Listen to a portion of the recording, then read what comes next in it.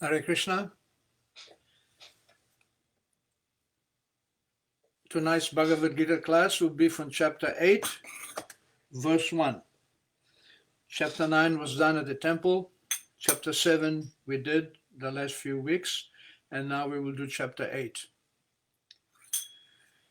Jaya Radha Madhava Kunja Bihari Jaya Radha Madhava Kunja Bihari Jaya Gopi Jana Vallabha Girivaradhari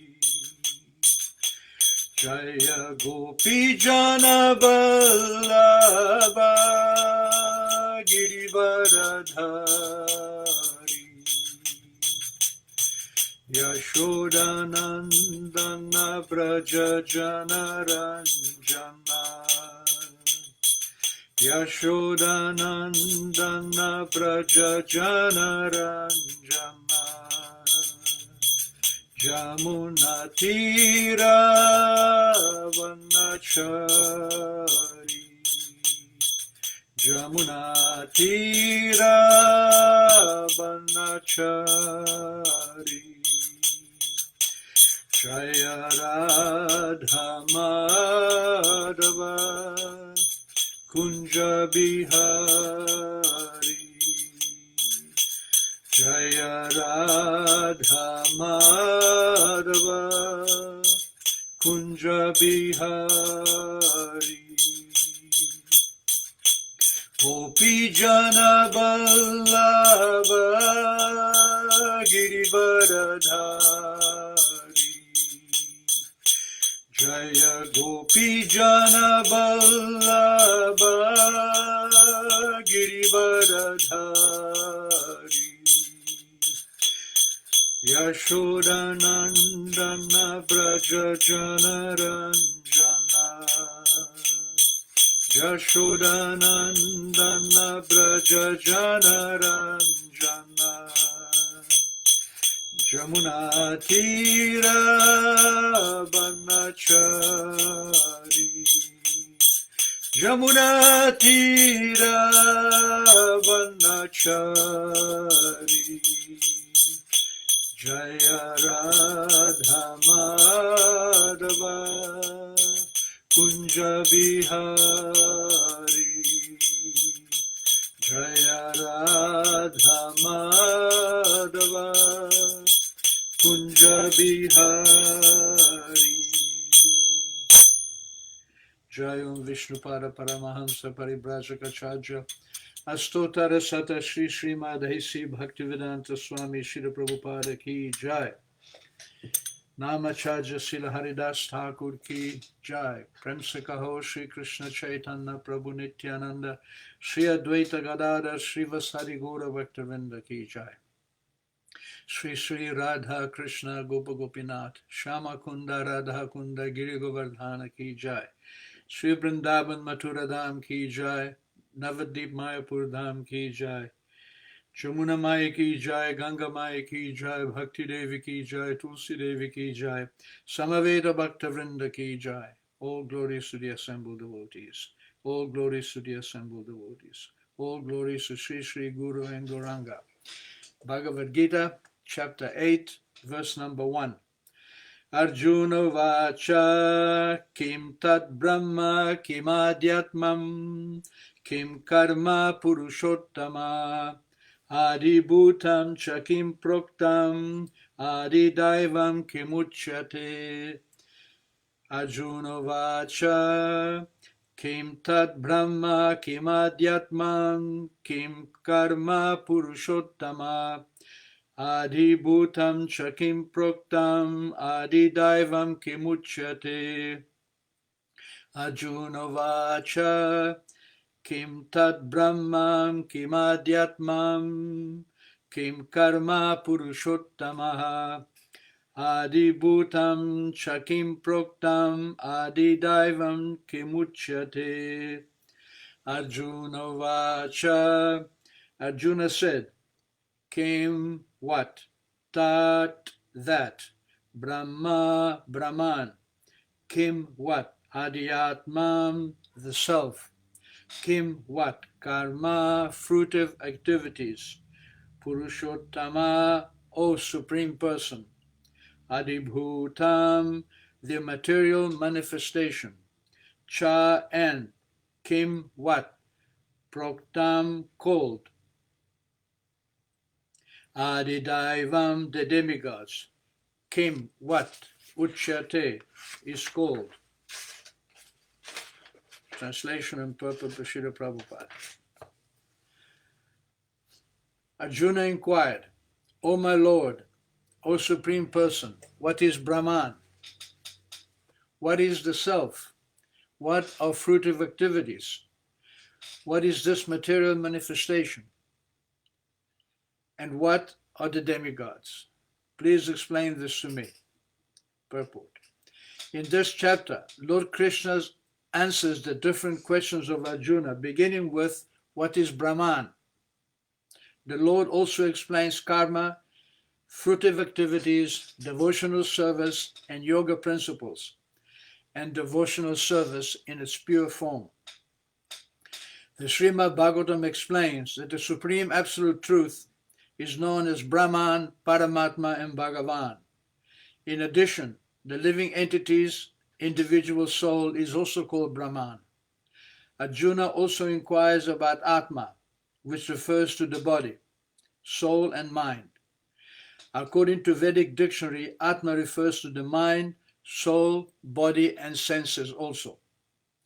Arjuna has addressed the Supreme Lord as Purushottam, Supreme Person, which means that he was putting these questions not simply to a friend, but to the Supreme Person, knowing him to be the supreme authority, able to give definite answers. Arjuna Vacha. Kim tad Brahma kim adhyatmam, kim karma purushottama, adi bhutam chakim proktam, adi daivam kimuchyate.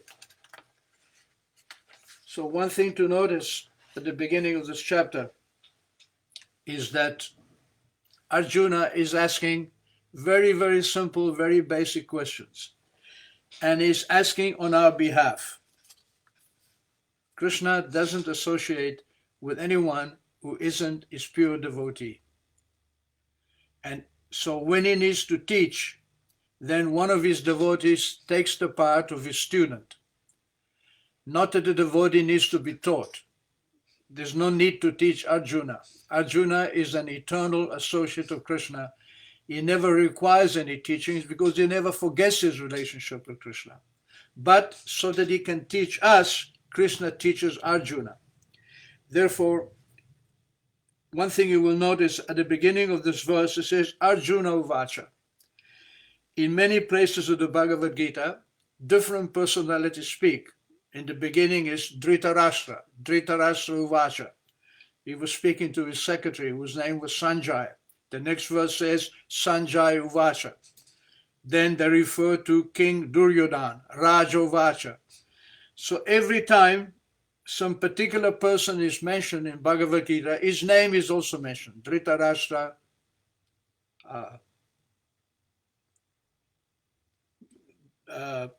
Raja, Arjuna. But when Krishna is mentioned, you would think Vyasadeva would say Sri Krishna Uvacha. But he doesn't say that. He says Bhagavan Uvacha. So when he refers to Krishna, he doesn't refer to his name, he refers to his position. He refers to him as Bhagavan, one who has Bhaga, all the opulences in an unlimited form. So many people try to define what is the position of God, or who is God. Some people say, well, Allah is God, or Buddha, or Jehovah, or Vishnu.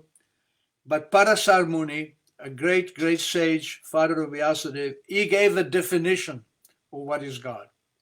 Incidentally, that is one of the things that very much attracted me to Krishna consciousness when I first joined the movement. What attracted to me was the philosophy, was the answers, not who is God, but what is God and how is God. There were very specific and very definite descriptions and definitions of God. So Parasar Muni says that God is one who has all the opulences to an unlimited degree, all knowledge, all wealth, all power, all renunciation, all glory, all fame. When a person is famous, then he becomes attractive. When a person is rich, he becomes attractive. When a person is beautiful, he or she becomes attractive. When a person is strong, he becomes attractive. When he's famous, he becomes attractive. When he's renounced, he becomes attractive. So these attractive features are all present in God, but to an unlimited degree. There is no one who is more beautiful than Krishna. There is no one who is more famous than Krishna. There is no one who is more strong than Krishna, and so on and so forth. Therefore, the definition of God is one who has all these bhagas or opulences to an unlimited degree, and therefore he is called Krishna because he's all attractive. He is attractive because of his qualities. So Vyasadeva says, Sri Bhagavan Vacha. Therefore, our attempt to understand Bhagavad Gita is a proper attempt because we are going to the real authority, to Bhagavan, not to some so-called God or so-called authority, but the real authority. And Bhagavan, Krishna, is understood in three features: Brahman, Paramatma, and Bhagavan. Vedantas tat-tad-vidas tat-vam jnanam avyayam Brahmeti Paramatmeti Bhagavan iti shabdyate. In the Bhagavatam, it is explained that God is understood first in his impersonal feature as spirit, then in his localized feature as super soul in every heart, then as the supreme personality of Godhead, Bhagavan. And Krishna is understood in 5 different moods or 5 different relationships or rasas.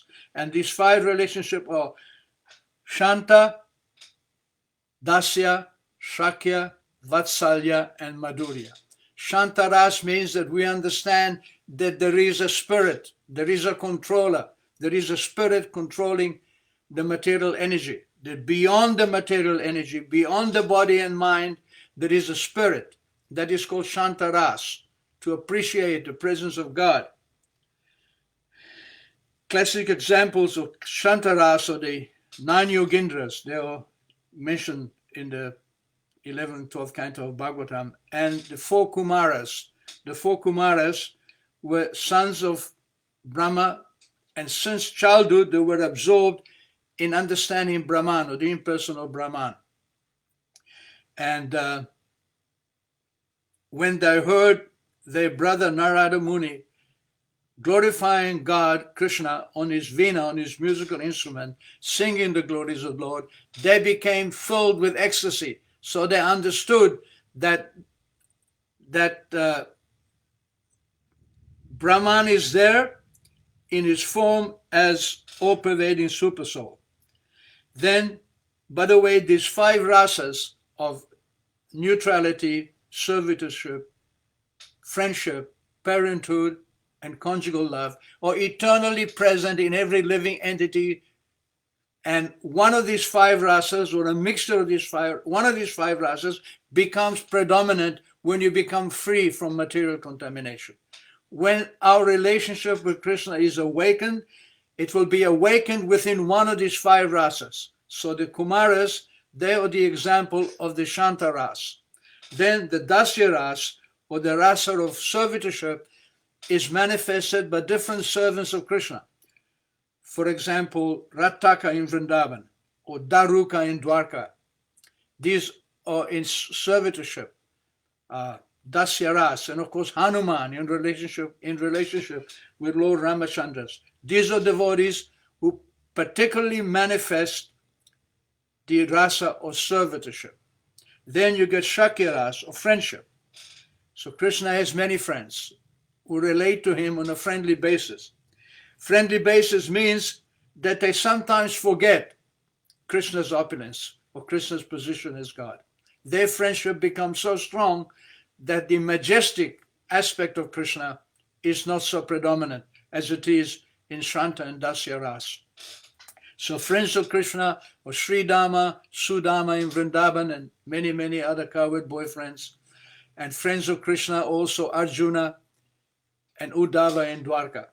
Then parental mood, Vatsalya Ras, when the devotee, when his friendship becomes more concentrated and a mood of protecting Krishna becomes predominant, when Krishna needs to be protected by me, Krishna needs to be served, Krishna needs to be taken care of, Krishna needs to be I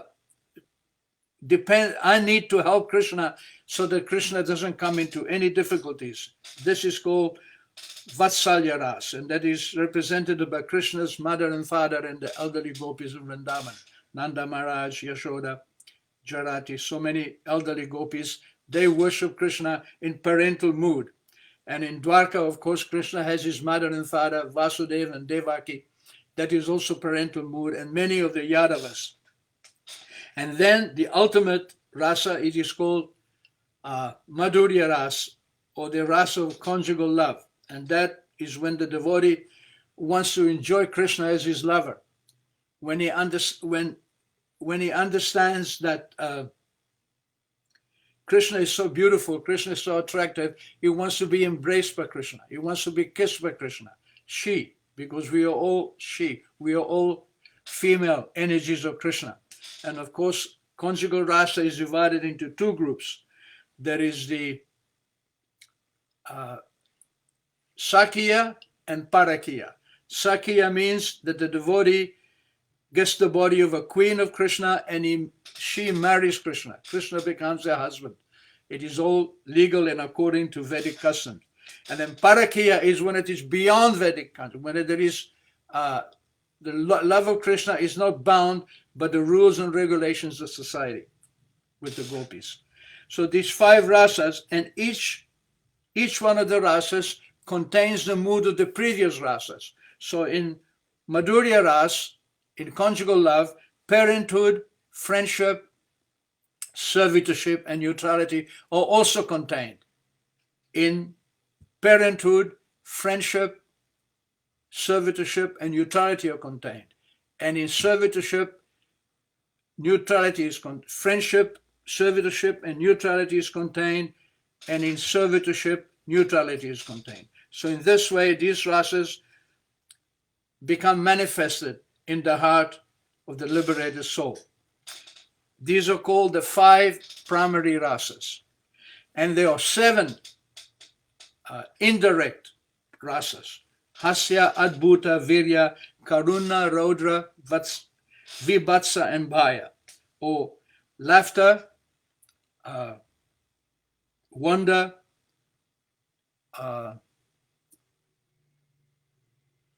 Virya. Virya means I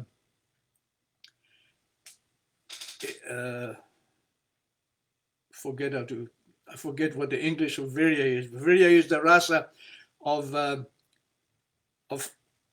chivalry. Now, Karuna is mercy, Raudra is anger, Vibhatsa is devastation, and Bhaya is fear. So these 7 rasas, they mix with the 5 primary rasas, and in that way, our relationship with God can be defined. And this is very attractive because it is very scientific. The science of rasa is something which is not easily understood, but it is very attractive because it is the very essence of who we are. For example, on hasya rasa or laughter, the devotee enjoys laughing humor with Krishna. To give some examples, one time Krishna was taking lunch with his boyfriends. So one of his close friends came to Krishna and said, "My dear Krishna, please close your eyes, open your mouth, and I will put a sweet, milk sweet, sandesh in your mouth for you." So Krishna closed his eyes, opened his mouth, And the boy, instead of putting a sweet, he put a flower in Krishna's mouth. So when Krishna bit on the flower, he made a sour face, and all the boys laughed. So this is Hasya Ras. Another example is, one time Krishna was sitting with his friends, girlfriends, the gopis, and he wanted to play a joke on Jarati. Jarati Mata is an elderly servant of Yashoda. And Krishna said to Jarati, "My dear Jarati, because of your old age, the skin on your face has become elongated. Therefore, your face directly resembles the face of a monkey. And because of that, the king of the monkey, Bali Raja, has decided to take you as his wife." So Jarati, she a very talkative, very, very sharp lady, she replied that she was very well aware that the king of the monkeys was wanting her as his wife. But she has surrendered to the lotus feet of Krishna, who had killed so many demons. Therefore, she wanted Krishna. She will accept Krishna as her husband. So when she said that, all the gopis began to laugh and clap their hands very loudly. So this is Hasya Ras. So this wonderful exchange of laughter. Then Adbhuta, the rasa of wonder. Wonder is, for example, one time Radharani saw Krishna in the Goshala, and she was so besmitten by him, so much wonder was there, that she began to churn yogurt in a pot, but the pot was empty. So she was churning air. And when Krishna saw that Radharani was so engrossed in him that she was churning nothing, he began to try to milk a bull instead of a cow. So that's called Adbhuta. And Virya, the rasa of chivalry, of course, it is personified by the relationship between Krishna and Bhishma. Bhishma Dev was worshipping Krishna in the mood of chivalry. And one time on the battle of Kurukshetra, Bhishma had promised that either Krishna will break his promise or I will kill Arjuna. So during the fight, he was fighting so strongly that Arjuna was about to be killed. Therefore, Krishna, who had promised not to lift a weapon, got down from the chariot, picked up the wheel weapon, and ran towards Bhishma to kill him. So Krishna broke his own promise to satisfy the desire of his devotee Bhishma. So that is called Virya, the rasa of chivalry. And sometimes when Krishna, when he wrestles with his friends, sometimes there is a mood created of great chivalry when Krishna and his friends wrestle against each other. Then the rasa of karuna, or mercy. Of course, we understand how merciful God is, and especially in his incarnation with Chaitanya Mahaprabhu, there is no equivalent of how much mercy. Therefore, Chaitanya Mahaprabhu is called Mahavadanya, the one who gives the great gift, Krishna Prema Pradayate. He gives the love of Krishna. Krishnaya Krishna Chaitanya Namne, Namne Gora Tushe Namaha. This is Rupa Goswami glorifying the mercy of Krishna. That even though Chaitanya Mahaprabhu and Nityananda in his Leela, when Nityananda was beaten by Jagai and Madai, instead of punishing them, they got liberation. They got love of God. Never mind liberation. They got love of God. They got the power of chanting the holy name by the mercy of Chaitanya Mahaprabhu. So much mercy is there that not only is Krishna giving mercy to those who come to him requesting mercy, he gives his mercy to the demons who come to kill him, who come to hurt him. So this is called Karuna Rasa, and that is mixed up with one of the 5 rasas. And then Rodra is anger.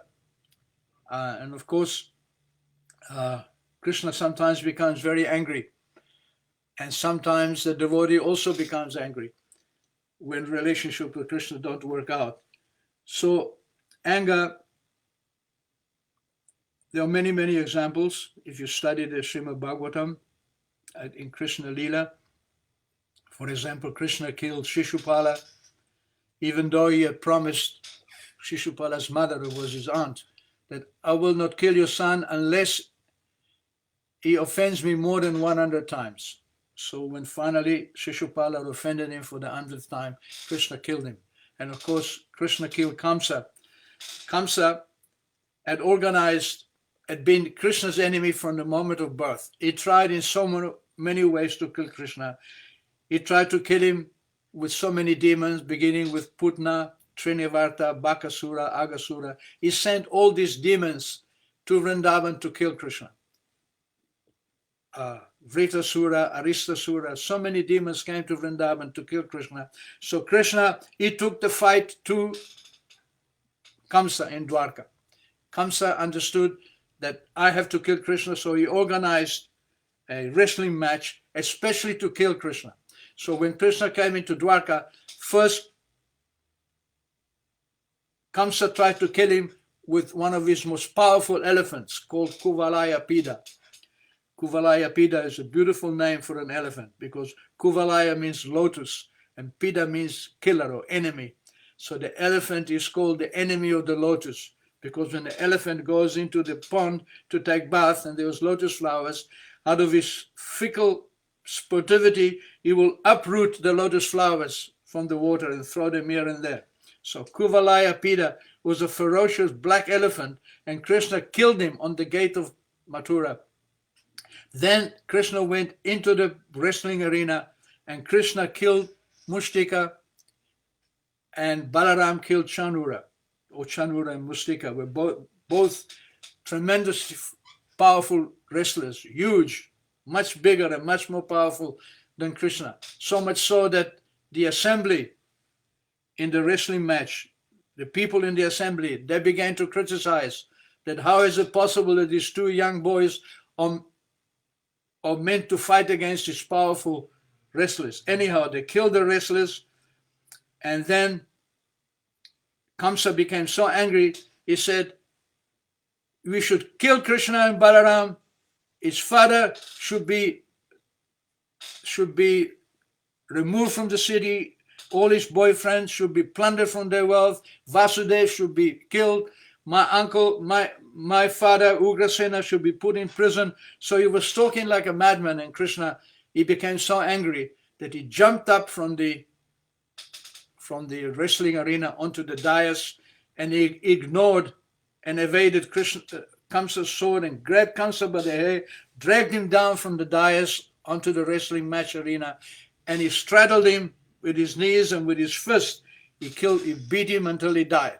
Then he took hold of Kamsa by the hair and he dragged him around the complete arena so everybody could see how Kamsa was killed. So this is called Raudra, or anger.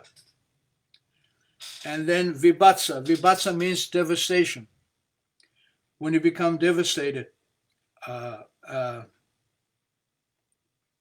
trying to think of an example of Vibhatsa, but I'll come back to that.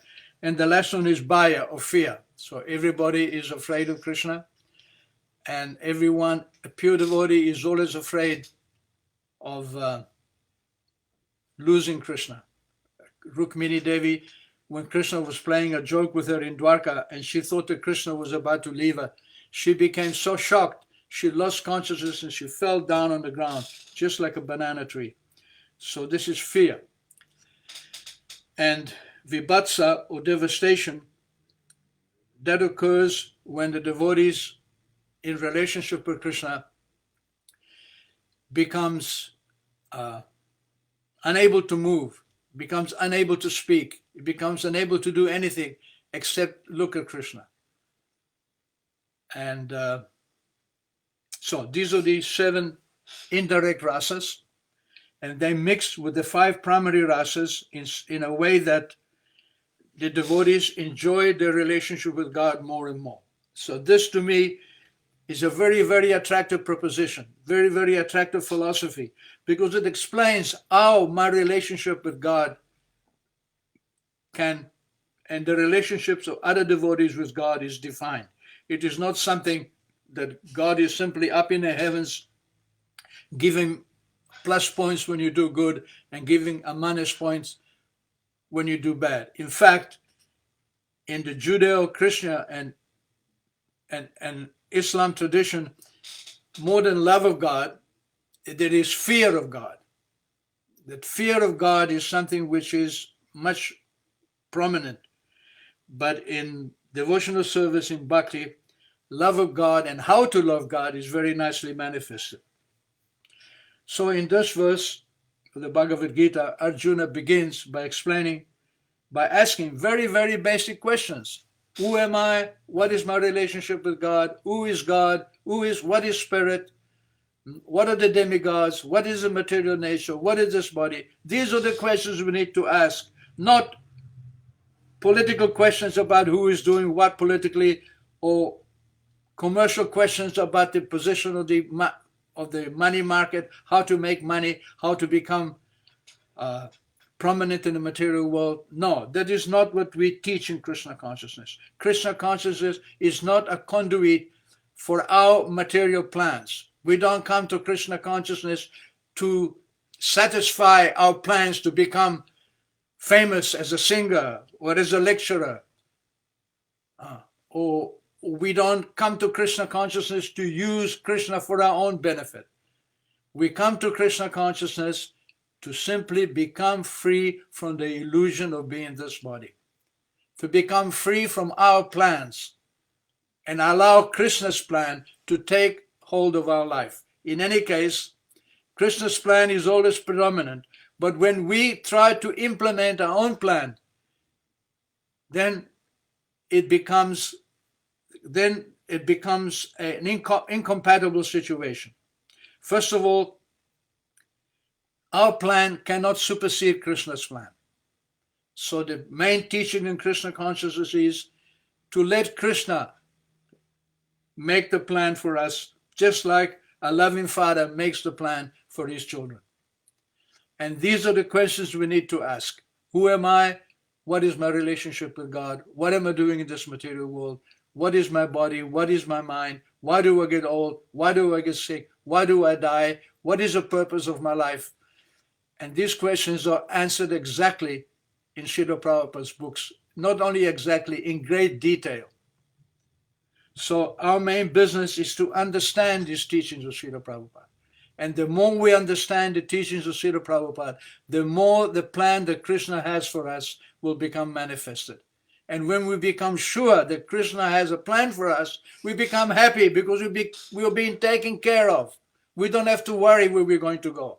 The devotee doesn't care about living or dying. Na dhanam, na janam, na sundarim. He doesn't want money. A real devotee is not interested in acquiring wealth. He's not interested in acquiring followers. Na dhanam, na janam, na sundarim, or beautiful woman. Kavitam, or a special knowledge. Why is he not interested in these things? Because these things form a barrier between him and Krishna. If I'm interested in money, instead of being interested in Krishna, I will get money, but I will not get Krishna. If I'm interested in sex life instead of Krishna, it's the same thing. All these material desires block our spontaneous affection for Krishna. And only the spontaneous affection for Krishna, when it becomes fully manifested in one of the primary rasas and mixes with the 7 indirect rasas, then that is called Krishna Bhavanamrita, or the ocean of bliss in relationship with God. Thank you very much. So here we have some questions. Let's see. Krishna Priyadasi, Hare Krishna. Atma Vidya Pejmaka, Hare Krishna Prabhu. Stephen is there, all glory Stephen. I hope you're doing well. Philip Graciano, Hare Krishna Prabhu, my humble obeisances. All glory to Srila Prabhupada from Madhu Mangala Dasi. Rob Illings, Dandavas Pranam to you too, Prabhu. Pranjal Joshi, my friend from Jaipur. Just see, this Pranjal Joshi is a very nice devotee who I met in Jaipur, and he comes from a family of Brahmanas. The Joshis is a pronunciation of Yashash. And in this Gotra, which has been present for thousands of years, it is described by Jayadeva Goswami that in this Gotra, Lord Kalki will appear 400,000 years from now. So In India, there is already the dynasty in which Lord Kalki will appear. Rob Ealing's comment, with the followers of Chaitanya Mahaprabhu, the Shantaras is not promoted. Is that my correct understanding? Yes, that is quite correct. It's not promoted because the devotees of Chaitanya Mahaprabhu automatically are engaged in one of the primary rasas. Shantarasa, by some authority, is not considered as one of the eternal rasas with Krishna, because in Shantarasa, we don't necessarily have to understand Krishna as a person. We understand the presence of spirit, that God is all-pervading. But who is God and what is God is not present in that understanding. That becomes present when we engage in service, in Dasyaras, because Dasyaras means that we understand that we are servants and there is a master. In Shantaras, we don't necessarily understand there is a master. So in Gaudiya Vaishnava, there is not very much emphasis given to Shantaras, except that from the position of Shantaras, we can come to the position of Dasyaras. I was explaining about the 4 Kumaras, the 4 sons of Brahma. These 4 sons were so powerful, from the birth they were meditating on the impersonal Brahman in Shantaras. And they were so determined to stay in that position that they refused to accept to grow beyond puberty. They didn't want to become involved in the process of marriage and producing progeny as Lord Brahma wanted them to. So they remained in this position of Shantaras, but when they heard their brother Narada Muni glorifying Krishna, they became more interested and they went to Vaikuntha to see Lord Vishnu. And when they saw Lord Vishnu and bowed down and smelled the flowers of Tulsi, Manjari at his lotus feet, they became his servants. So in this way, from Shantaras, we develop onto a more special personal relationship with God.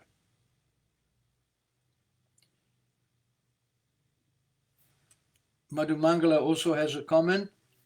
What could be the best way to explain to an impersonal mind the personal form of the Lord? This is a situation with a friend of mine. I've tried to explain to her from the Gita chapter 12 perspective and from my own experience as well, but still she can't get it. Thanks. Well, for her to get it, Krishna has to give permission. And for Krishna to give permission, she needs to get some prasadam. So give her some prasadam, even if it is only in the form of your association, and you pray to Krishna to give her the mercy. Don't try to convince her.